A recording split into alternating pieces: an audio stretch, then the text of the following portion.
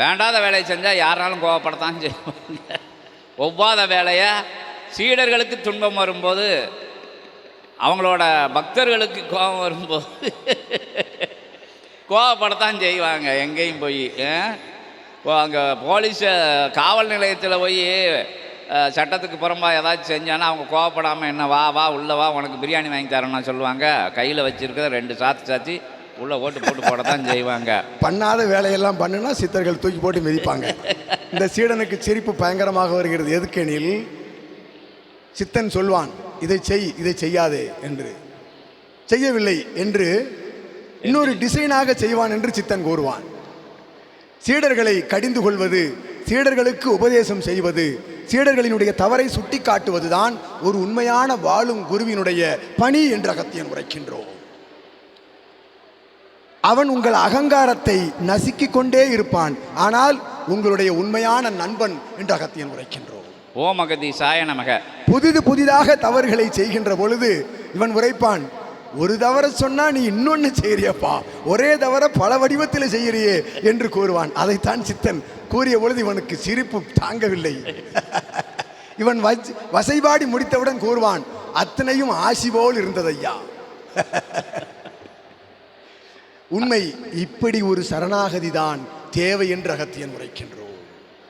இப்படி ஒரு சரணாகதி தான் ஒரு சீடனை உயர்த்தும். பண்பட இவனிடமிருந்து விழுகின்ற சாட்டை அடியை, ஞான சாட்டை அடியை எவன் ஒருவன் ஏற்றுக்கொண்டு மறுபடி அவனுக்குள் புதைந்திருக்கின்றானோ இவனுக்குள் இவன் புதைந்திருப்பான் என்று அகத்தியன் உரைக்கின்றோம். ஓம் அகதீசாய நமக. அற்புதமாக சபை நோடி வந்து சபையிலேயே தன்னுடைய வாழ்நாளை கழித்து கொண்டிருக்கின்ற சீடனெல்லாம் இருக்கின்றான். தன்னுடைய தாய் தந்தையர்களெல்லாம் அனைவரும் சென்றுவிட்டு, மனைவி எல்லாம் சென்றுவிட்ட பிறகு வரவில்லை. இருக்கும் பொழுதே ஞானத்தை தேடி அலைந்தான்.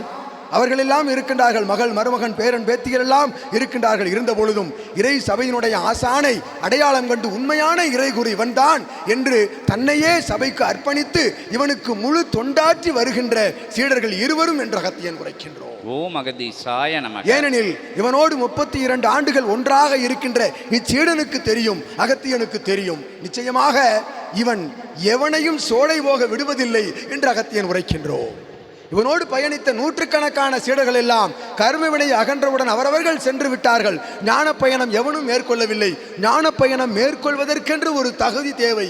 அத்தகைய தகுதிதனை இவர்கள் வளர்த்து கொண்டிருக்கின்றார்கள். இவர்கள் போல் இவனை அவ்வப்பொழுது வந்து காண்கின்ற அத்துணை சீடர்களும் ஞானியர்களாக வளம் வர முயற்சித்து அதில் வெற்றியை நோக்கி சென்று கொண்டிருக்கின்றார்கள் என்று அகத்தியன் உரைக்கின்றோம். ஓம் அகதீசாய நமக. உளி விழுகின்ற பொழுது வழி என்று நினைக்கின்ற கல் சிலையாகாது. சித்தன் வசைபாடுகின்ற பொழுது அதனை கோபப்படுகின்றவன் ஒரு காலமும் இன்னொரு சித்தனாக மாற முடியாது. இவர்கள் சித்தர்களாக செதுக்கப்பட்டு கொண்டிருக்கின்றார்கள்.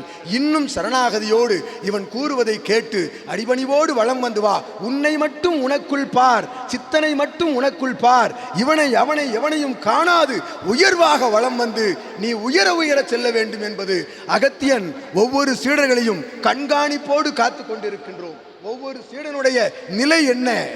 வந்திருப்பவர்கள் எல்லாம் தொடர்பாளர்கள், சற்சங்கம் காண வந்திருக்கின்றார்கள். இனிவரும் காலங்களில் சித்தனை சபையை உணர்ந்து சீடர்களாக மாறுவார்கள். ஆனால் அற்புதமாக காவி நிற உடையணிந்து எம்மை காண, சித்தனை காண, சற்சங்க பெருவிழா காண ஒவ்வொரு சற்சங்கத்திலும் அகத்தியன் உரை வித்தியாசமானதாக இருக்கின்றது. சித்தனே, நிச்சயம் ஒரு சற்சங்கத்தை கூட இடைவிடாது காண வேண்டும் என்று வருகின்ற சீடர்கள் நீங்கள் எல்லாம், நீங்கள் எவரும் சோடை போகிவிடக்கூடாது என்பதில் சித்தன் கட்டுக்கோப்பாக கண்காணிப்பாக உங்களை காத்து வருகின்றான். அகத்தியன் துணையோடு என்று வாழ்த்துகின்றோம். ஓம் அகதீசாய நமக. என் காலத்தில் கூட அடிக்கடி உரைப்போம், எனக்கு கூட இப்படி சீடர்கள் இல்லை, அவர்களெல்லாம் சித்தர்களாக மாறிவிட்டார்கள். நீங்கள் சித்தர்களாக வளம் வருகின்ற பொழுதும் சீடர்களாகவே அவனுக்கு பணிவிடை செய்ய வேண்டும்.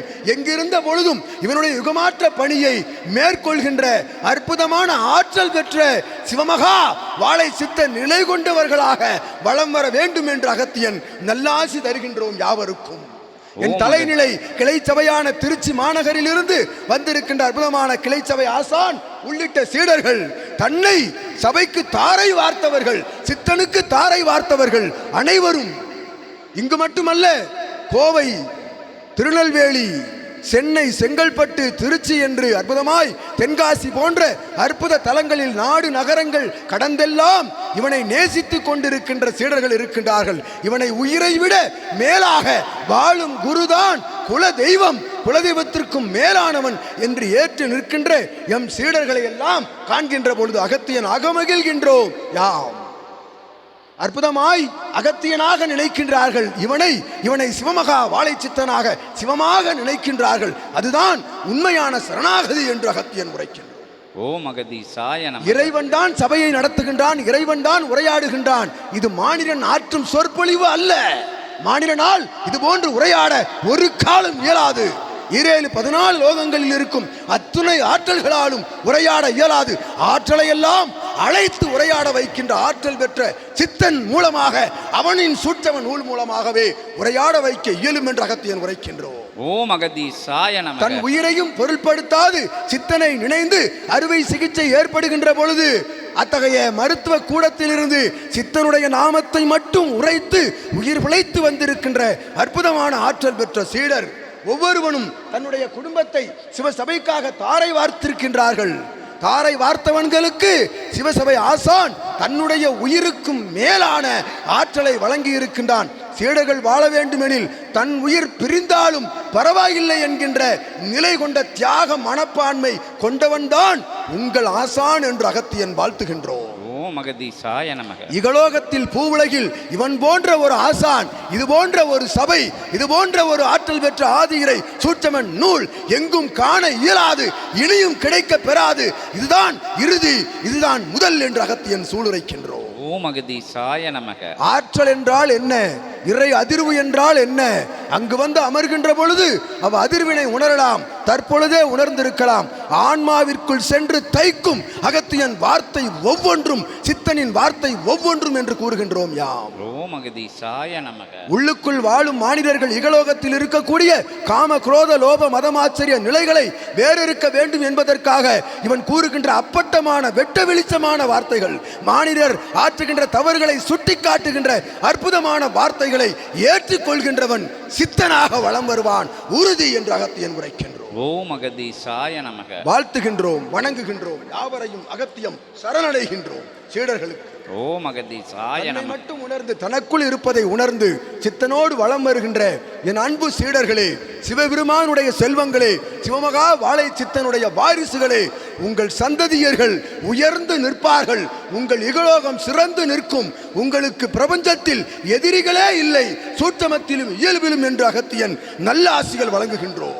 ஓம் அகதீசாய நமக. இவர்கள் போன்று சரணடையுங்கள். ஒவ்வொருவரும் உங்களுக்குள் சரணடைந்து ஒரு குருவை இறுக பற்றுங்கள். இவனை மட்டும் என்று கூறவில்லை, ஒரு குருவை உண்மையாக பற்றி உண்மையாக வாழும் நிலையில் குருவை அடைந்து அற்புத நிலையோடு உயருங்கள் என்று அகத்தியன் யாம் உள்ளிருந்து அகமகிழ்வோடு என்னுடைய ஆன்ம நிலைக்குள்ளிருந்து வழங்கும் அற்புதமான ஆசி இது. இவனை பெற்றதிலே அகத்தியன் பெருமையில் அடைகின்றோம் யாம். என்னோடு பயணிக்கின்ற பொழுது இவன் பட்ட இடர் இன்னல்கள் துன்பங்கள், இவனுக்கு யாம் கொடுத்த தேர்வுகளில் எல்லாம் வெற்றி பெற்ற மாணவன் இன்று எமக்கு ஆசானாக அமர்ந்திருக்கின்ற ஆற்றல் பெற்றவனாக வலம் வருவது கண்டு அகத்தியன் யாம் பெருமிதத்தோடு இவனோடு பயணித்து இத்தகைய வெளி உலகில் ஆற்றுகின்ற யுகமாற்ற நிகழ்வு பயணத்திற்கு அகத்தியன் பயணிக்கின்றோம். நிச்சயமாக நான் அகத்தியனே என்று சூளுரைத்து நல்லாசி வழங்குகின்றோம். ஓம் அகதீசாய நமக. அகத்தியத்தை காண வேண்டுமா, சித்தத்தை இறைவனை காண வேண்டுமா, இறை சபையை நோக்கி வாருங்கள், எம் சபை நோக்கி வாருங்கள், உங்கள் சபை நோக்கி வாருங்கள், உங்கள் அப்பனை காண வாருங்கள் என்று அகத்தியன் நல்லாசிகள் வழங்குகின்றனர். ஓம் அகதீசாய நமக. இன்புற்று வாழ்க, அகத்தியமே ஜெயம், ஆனந்தமே அகத்தியம். ஓம் அகதீசாய நமக. ஓம் அகதீசாய நமக. இன்றைய நேரப்பொழுது இந்த சச்சங்கத்தில் வந்த சீடர்கள் இவங்க. எல்லைகள் தாண்டி எல்லாம் சீடர்கள்.